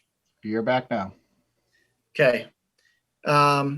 So I don't know where I left off, but a lot of money shouldn't be just us is about the gist of it. So we were thinking like 5 to 7 people should definitely be myself and the finance director. And then, whoever else the board feels fit, probably a board representative, as well as, resident, I would think, or somebody who has a Um, disinterested third-party approach. how about the schools? I'm kidding. Yes. Yeah, they were on my list too. I just didn't look. But yes. All right, I think I somebody from schools and probably finance committee makes sense. Yep. I would definitely think someone on CIPC as well. Where am I- Maybe Colleen can fill both those. I can roles. do both of those things. That's right. It's unmuting. No, I think that's a great idea, Evan. I'm love to hear the rest of the board's feelings on this. I think that's a really good, it's a good way to really get some better representation over what this means for Grafton over the next few years. I don't know how the rest of the board feels, but I'm hearing some positivity here. Ray, do you have anything that you want to add, or Doreen? Yeah, I just wanted to ask, how is this money appropriated? So it is not appropriated, generally speaking. It depends on how we use it. So there are a lot of different, there's two tranches, they call it. That's what the feds call it. And so there's a lot of different ways to break that money up. Some of it is direct payment to local businesses and nonprofits. You can use it to provide basically hazard pay. And you can provide that hazard pay to private entities as well. So like, let's say you wanted to use some of that to give a boost to your local grocery store workers. You can do that. So some will be town administrator appropriation. That'd be a trip. Some of that will be town meeting appropriated, and some will be probably direct payment through the federal program. Okay. Ray, I think it's similar to back after the financial crash, the SFSF grants that came in that Yeah. help offset schools. Yeah. Yep, it's close to what's called the CRF funding program, which is what we've been dealing with COVID. So it's largely out of the town and meeting realm. But if we use some of the money in certain ways, like if you were able to say buy an ambulance through capital, you would need to go through a town meeting process, I'm assuming, to appropriate any money to purchase a public good like that. I only use that as an example because everybody keeps asking that for some reason. Doreen? So the process would be that this working group would meet and then come back to the board with their recommendations, correct? Correct. Right. Yeah, I think it's a great idea. Good idea. Yeah, I love the idea. And that way it can be sort of visible how we make decisions with, what to do with this money. And also we're not, doing anything with enough financial eyes on it that might harm us in the future in terms of, incurring additional OpEx. I know some of this money goes out through 23, 24. We want to make sure that when we have spent this money that we're not in a bad place. All right. Good point. Colleen? Would this working group require a charge and posted meetings, or is it going to be, okay, perfect. I think so. I think that's the most transparent way to figure out what we're doing with this money. It's a considerable chunk, which I think has great implications for the town of Grafton. But I just, the more Mary and I go to these trainings on what this money is and where it can go and the other federal grant programs, it becomes more and more clear that it should not be the two of us trying to figure this out. We're the nuts and bolts people. We need some vision people as well. Okay. All right. So you'll put that forward, Evan, and bring that back to us at a future meeting? Yeah. Okay. Yep. We can take your notes on members and come up with a charge. Okay. Draft charge. All right. Any other questions or comments on the board before we move on? All right, so next up, talk about going back to in-person meetings. So I wanted to put this out there. I know, the restrictions were lifted over the weekend. We're looking at some legislation from the state level. Evan and I were talking about this morning about there's some things that are kind of going through the motions about continuing the change in the public meeting requirement of having everything in a physical location and continuing with, the Zoom style meeting. But I wanted to open this up to the board and get your input tonight as to looking at that June 15th date to potentially to moving back in person, and just have a discussion around about how people want to envision this, or if we need to hold off on it and wait to see what the state does. But, just want to open it up to you guys. Colleen? So I would suggest not June 15th, either the one after that, just because June 15th, there's going to be so many people potentially attending that wrangling it on Zoom would probably be easier to say, your committee's coming up at this time, rather than all of these people just flooding the municipal center. But that's just my opinion. Okay. Right. I'm in favor of coming back on June 15th and just getting this. I'm sure that you guys not only do this Zoom meeting, but do numerous Zoom meetings during the day in business and everything like that. And I've had it, and this is only my second meeting, but I think we should go. I think we should go back in, and we can go in on I was thinking of this going in on a hybrid, where we are in the office, and everything else is on Zoom until everybody's comfortable with the fact that everybody, is going to be in the office. So that's just a suggestion. Matt? So if we could do the hybrid, I would be much more in favor of getting back into the municipal center. One of my concerns, I guess, is that we've taken a pretty big leap in terms of accessibility to our meetings to view and participate for our audience. And we've seen a significant uptick in engagement with the meetings. And I think that's a good thing. So, continuing with some form of Zoom, I'm hugely in favor of. There are some logistical concerns. I spoke with Bob DeToma down at the cable studio, and one of the things that he mentioned was that they don't have enough feeds in conference room A to be able to do Zoom participation as well as display anything on the monitors. So I think there's a little bit of testing and just vetting of how we're going to make that all work. There might even be a little bit of investment needed if we were going to really try to do that long term. But I would be hugely in favor of trying to continue that if we're allowed to, even past September, because I think having Zoom as an option for people to participate, even board members, we could all potentially be out of state or on vacation or whatever, and just have a better option than dialing in and being on the phone, which is just an awful experience. So, from a flexibility standpoint and access, I think continuing with Zoom would be good. I'm fine getting them back into the municipal center, but I would like to continue with that Zoom option. Doreen? Yeah, I agree with the hybrid model too, and same approach. I'm open to coming back to in-person meetings. Colleen's point is something we should consider, though. I mean, it really depends on how many people we're going to have, and I guess on the 15th meeting, but also whether or not people are comfortable coming back in. And so the hybrid model would alleviate that and make sure that everybody who wants to participate can participate.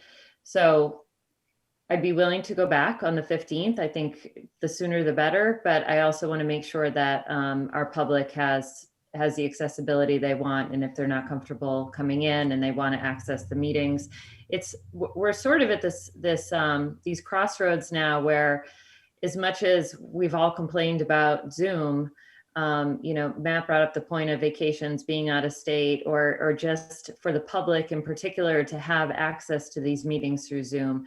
And so I would really like to try to figure out a model where we can do both and be accessible to everybody. I think it's a great idea. But as far as my opinion of me coming back into the municipal center, I'm good. I'm ready.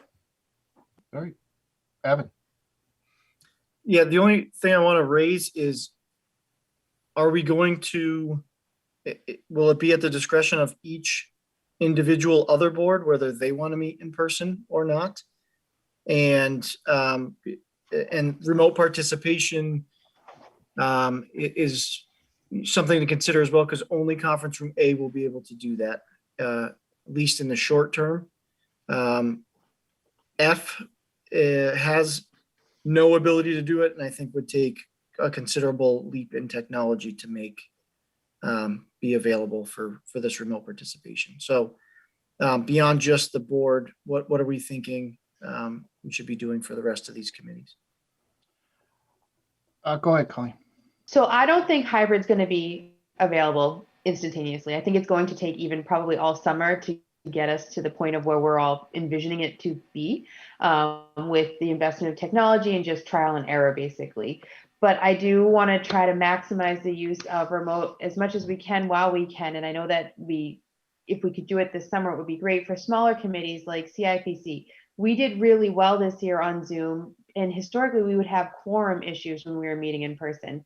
It's really been nice to have these meetings documented as well. CIPC was never recorded before, and now people can follow along a lot more closely. So I would like to see the smaller committees remain on Zoom if they can't make it into a room where they're being recorded at the very least. You know, I know F might not be able to have the hybrid capability, but at least they can be recorded to be watched back later. And I think that is huge. And like we just discussed, a public hearing coming up in room G, that has no capability of recording. That's why I mentioned that. I'm not sure how that room was chosen for a public hearing versus A or F on that date, but I just think when we're assigning rooms for stuff like that, that should be considered as well. Okay. Ray and Doreen. We do have other options to meet in other rooms. So we could meet at the cable studio. They have a great conference room there. Everything's there. It's all set up. That's another option. I'd just like to get back to meeting and, seeing people sitting next to you and talking and everything like that. One thing I will add, though, is that I have tried, and every time I go on vacation, Wi-Fi never works. So I just want to let you know, if I can't call in or anything, you'll know that Wi-Fi doesn't work. So, Ray, you just can't go on vacation for the next 3 years. Right, you can't go on vacation for the next 3 years. That's what I mean. Or he needs to stay at nicer places. Okay. Oh no, I stay at nicer places. I just can't get it to work. I got you. All right. Well, I think, to Colin, your point, I mentioned just the day because that's the first day that it become available. Maybe we push this beyond July 1st and let's kind of see where we are in the next month or so. And then this board revisits this on a regular basis.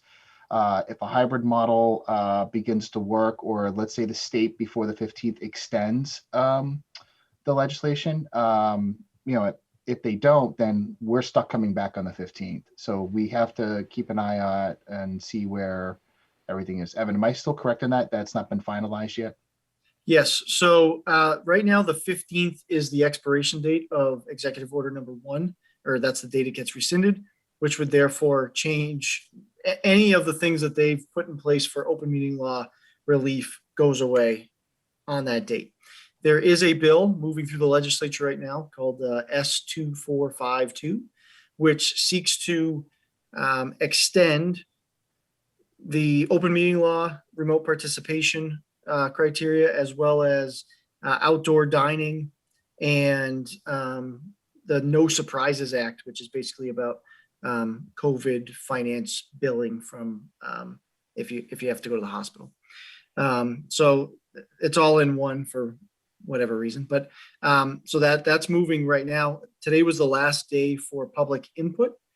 So I would anticipate that they're going to take it up hopefully this week, and they will have an answer for us, which should give us some clarity on the conversation we're having right now. Okay. Colleen? So I'm just going to suggest that the 22nd again, intentionally that day, because then there's 2 weeks between our next meetings. So any technical difficulties that we discover, which we will discover, it gives us 2 weeks to work on that rather than hit the ball running and just constantly chase after it. Okay. Doreen? Can I ask that it be the following meeting? Only because for the first time, I will not be in Grafton on June 22nd. And I would like to participate in the meeting. See, So- it's so convenient. Yes. So I would either not be at the meeting or I'd be at the meeting. So I think one of two things is going to happen. The state continues with this process and making changes to open meeting law permanently, which then the answer to that question is, yeah, sure.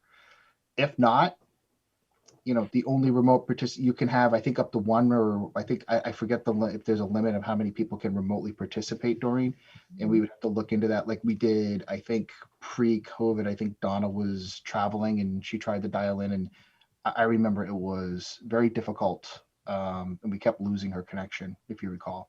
I do recall that. So Yeah. and obviously if the board wants to go ahead and meet in person, I can just not participate. But it is like, this is the beauty of the remote meeting. So it will take some getting used to. And I guess my bigger concern, again, I just want to say is, I want to have an understanding of when we go back in person. I think it was Ray who said we could potentially, not have people in the room and just all of us, so we're able to meet in person. But what would that mean for public participation? Because one of the benefits of having a public meeting is to invite the public. And my concern is the people who do not want to go into conference room A. I want to make sure that we don't hold one meeting where somebody doesn't have access to our meeting who wants to. Right. Colleen?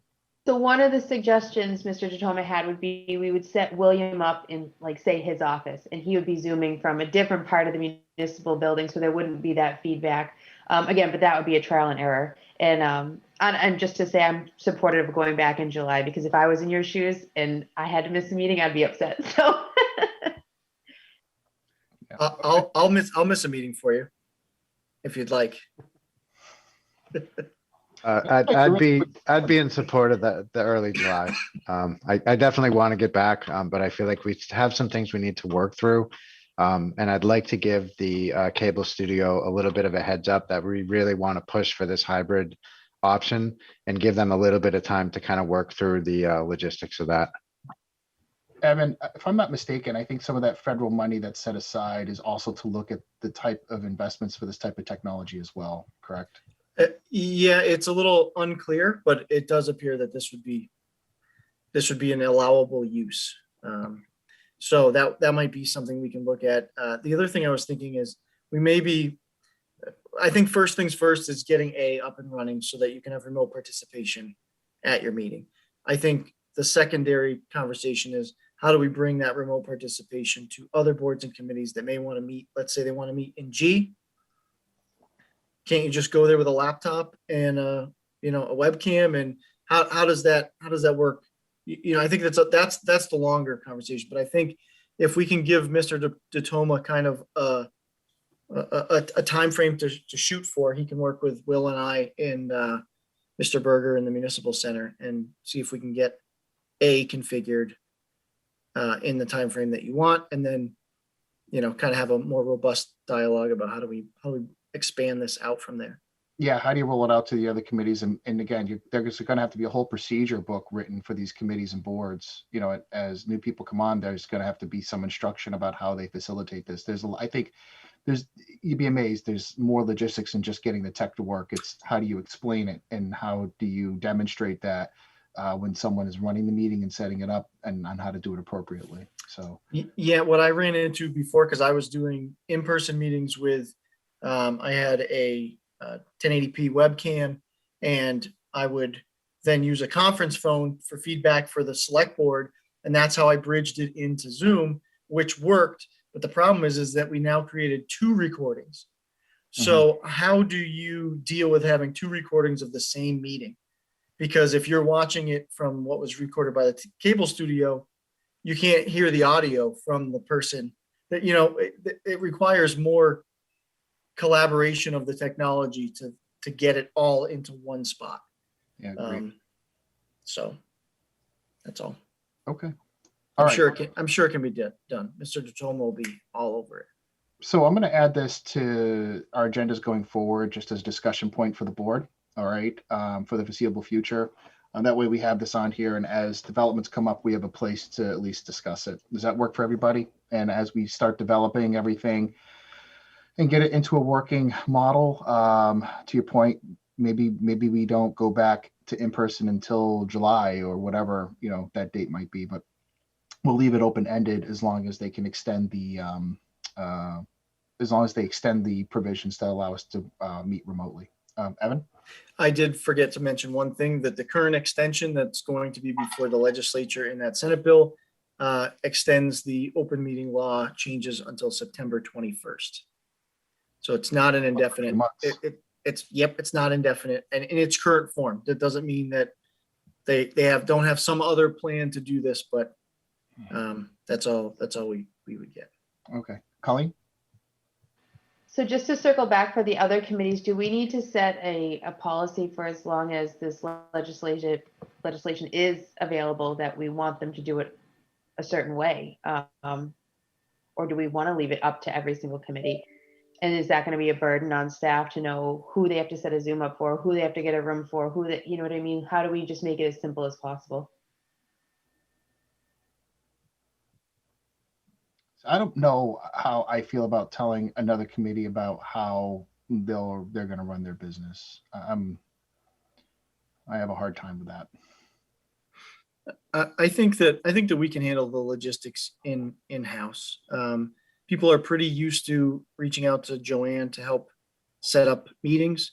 And then Cindy is scheduling all of the different rooms. So, I think we can navigate that. I mean, it's not ideal, but I think it's doable. I've gotten really used to being able to watch meetings. So it's going to be upsetting now if people start meeting back in person in rooms that aren't being recorded. So is there a way to possibly, I thought there was an existing policy that you had to be in a room that could record, and then obviously a lot more committees came about and more rooms needed to be used. But right now with the Zoom function as a feature, is that something we can say, if A or F isn't available, then you're on Zoom? Maybe if they allow it still, that's the only thing. Of course, as long as the legislation is available. I say we wait till that goes first and let's see what it looks like before we do because I've got 1,000 hypotheticals in my head, and I know sometimes we can go on tangents on that, but let's wait to see what that legislation comes back. Evan, if you email the whole board, once they move that through, that would be great. So we're all made aware of what the status is. Matt, did you have anything else? Yeah, I'm not sure we need a policy, but I think we can definitely express our preference to boards and committees and let them, use their best judgment. I like having public access. I like having video. All of that is good and has come about. So to take a massive step back and have everything sort of just be with meeting minutes, you see so much more of context and I don't know. So I think, we need to wait for that decision, I guess, at the state level. But then I think we should definitely discuss what those preferences might be and just communicate those out. All right. So let's wait till we see what else happens. I want to move this meeting along, and we'll keep this on a discussion on our future agendas. All right. Thank you, everybody. Next up, I've got some meeting minutes to approve here. 2 sets for May 18th and May 27th.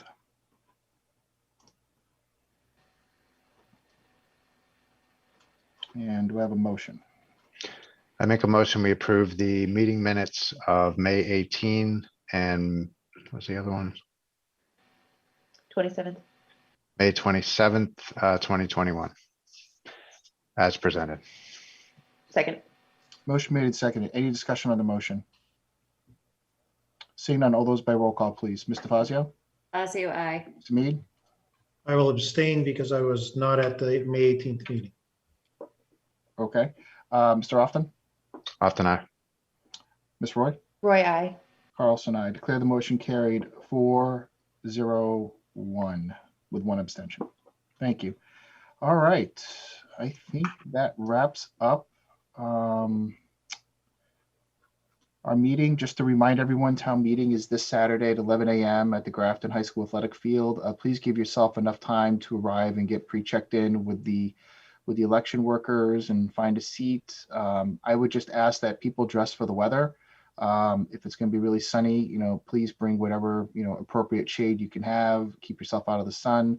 Make sure you bring water, please. I will talk about what's going to be made available for the general public for the meeting. But just please give yourself enough time to show up. Don't try to show up at 11 o'clock and the meeting's going to start right at 11, and Ray can attest, like they start right on time. So please give yourself the opportunity to come down. It's outside. Hopefully the weather holds off nicely for us for the meeting. Other than that, the next time we're meeting, we'll have our meeting posted for Saturday morning for the special and annual town meetings for the select board, as we typically do. And then our next meeting will be the workshop on June 8th. All right, I don't have anything else. At this point, I can entertain a motion to adjourn. I make a motion, we adjourn. Second. Motion made and seconded. All those by roll call, please. Mr. Fazio, Fazio, aye. Mr. Mead, Need I? Mr. Hoffman, Austin, aye. Ms. Roy, Roy, aye. Carlson, aye. Thank you very much, everyone. Have a great night.